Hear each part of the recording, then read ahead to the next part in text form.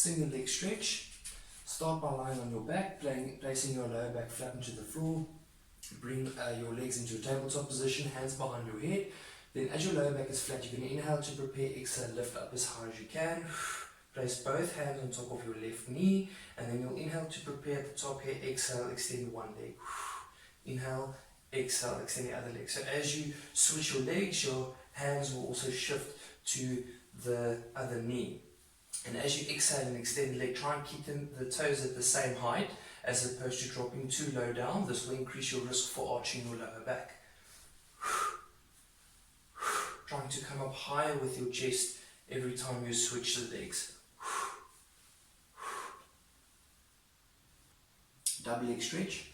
So you'll start in a similar position as the single leg stretch. So inhale to prepare, lower back is completely flat, exhale up. And then place both hands on top of your knees. So then you will simultaneously extend your legs and your hands away from each other as you stay in the chest lift position. So rather, keep your hands circling in your peripheral vision, that it doesn't go too far back. This will definitely challenge you a bit more to try and stay up high. And then also when you extend your legs, rather extend a bit more up to the ceiling as opposed to too low down. So this is quite risky if you don't have the core strength to go too low down to arch your back and then use your lower back. So rather keep it in a relatively safe range. Sweep around. Inhale, sweep around. If this is too challenging, you can just extend your legs first or then the arms. So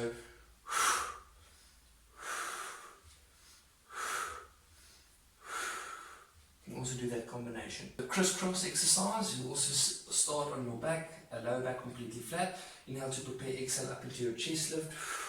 Then when you extend one leg, you'll then rotate to the bent legs side. Inhale back, exhale, inhale back. So try and stay at the same height as you rotate to the side, that you don't drop down when rotating. Try to stay at that same height. Then you'll feel that the obliques will work separately. Also, to make this a bit more challenging, combine the first three exercises, the single leg stretch, double leg stretch, and the crisscross consecutively. So that will make it a bit more challenging. It basically look like this. Okay.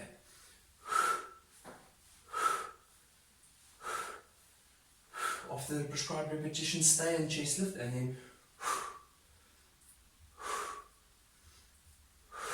then thereafter the rotations.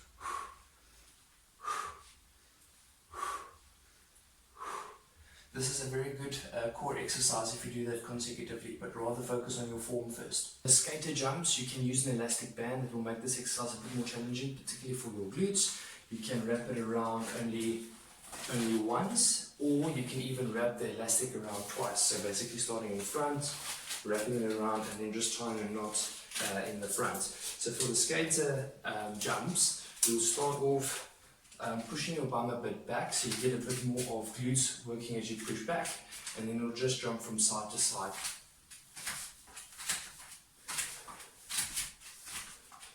So you'll do this for the prescribed time period, and then after that you'll start feeling that your side bar muscles are working quite hard, and it at least gets the heart rate up as well.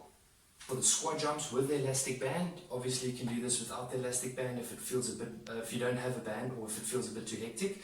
So it's the same thing, just to get the cardio going and also getting the heart rate up, is you'll tie the elastic band around your knees, open up your feet quite more than hip distance apart, and then you'll just push your bum back. You can bring your upper body slightly forward or even bring your arms forward and then jump up into the air.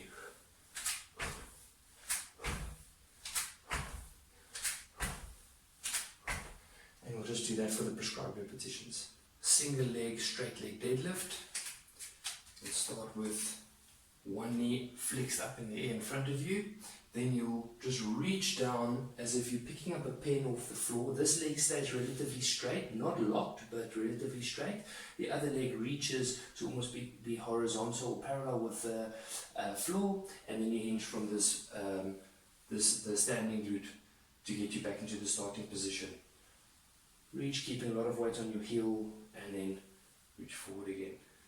So after a couple of repetitions, you'll start feeling that the stabilizing bum will start working and burning. And remember to switch sides.